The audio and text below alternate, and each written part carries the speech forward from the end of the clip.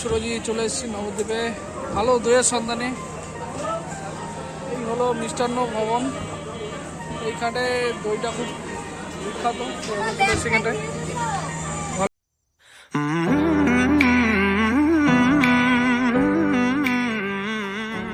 ক্ষীর দই,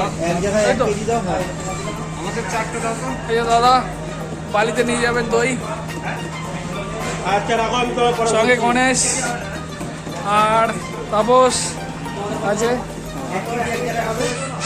ওইটা প্যাকিং হচ্ছে। নবদ্বীপ বড়াল ঘাট কিংবা মায়াপুর ঘাট, তাই তো। দোকানের নাম মিষ্টান্ন ভবন। চলে আসবেন, এখানে খুব সুন্দর দই পাওয়া যায়। এটা স্টোর হাউস, এখানে দই প্যাকিং হয়। আর ভিতরে ঢুকে আপনাদের আমি দেখাতে পারবো না, যাই হোক বাইরে থেকে যতটা পারছি দেখানোর চেষ্টা করছি। শোকেসে নানা রকম মিষ্টি সাজানো রয়েছে। আমরা ক্ষীর দইটা নিয়ে নিয়েছি টেস্ট করার জন্য।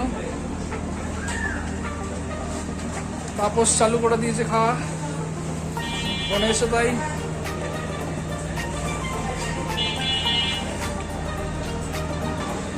তাপস এটা খেয়ে কেমন লাগছে, রিভিউ দাও। অতিরিক্ত মিষ্টি, খুব ভালো। ভালো। দাদা আর গণেশের কাছে এখন জিজ্ঞেস করবো কেমন লাগছে। দারুণ দারুণ, খেতে কেমন লাগছে? অসাধারণ। তোমাদের বাড়িতে এরকম দই পাওয়া যায়? না না না, বালি থেকে দাদা দই খেতে এসেছে নবদ্বীপে। আমার কয়ে খুব ভালো লেগেছে। এবার আমি খেয়ে বলবো কেমন লাগলো। 2000 টাকার তেল পুড়িয়ে 1 কেজি দই নিতে এসেছে দাদা। এটা সমস্ত খাবার প্রেমীদের জন্য একটা আলাদা মুহূর্ত। যারা খেতে ভালোবাসেন এটা তাদের জন্য একটা অসাধারণ মানে অনুভূতি, আর কিছু নয়। অনেকে বলবে পাগলামি, না পাগল নাকি যে 2000 টাকা তেল পুড়িয়ে 1 কেজি দই নিতে এসেছে। জাস্ট এটা মজা, জীবনে কি আর আছে। দই আমাদের খাওয়া হয়ে গেছে, প্লাস নেওয়া হয়ে গেছে। এবার দললুম বাড়ির রাস্তা। যারা যারা চ্যানেলে নতুন তাদেরকে অসংখ্য ধন্যবাদ জানাই আমার চ্যানেলে জোড়ার জন্য। আমি পিছনে পড়ে গেছি, মানে অনেকটা আগিয়ে এসেছি। দুপুরবেলা জলের দোকান, প্রচণ্ড গরম আসার কারণে আমরা একটা দোকানে দাঁড়ালাম জল খাওয়ার জন্য। চলো, এরপরে চলে এলাম আমরা বড়াল ঘাটে।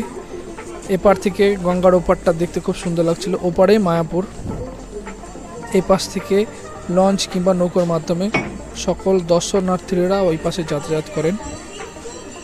জায়গাটা খুব সুন্দর লাগছিল দেখতে, তাই ভিডিওর মাধ্যমে আপনাদেরকে দেখানোর চেষ্টা করলাম।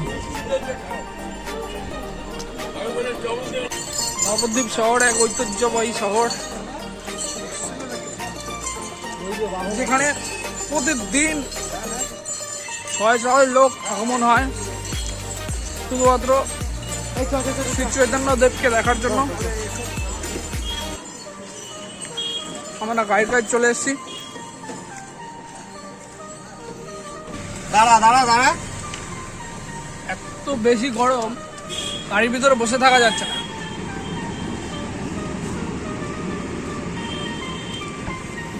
চললাম বাড়ির পথে। দেখা হচ্ছে পরে একটা ভিডিওতে। Thanks for watching.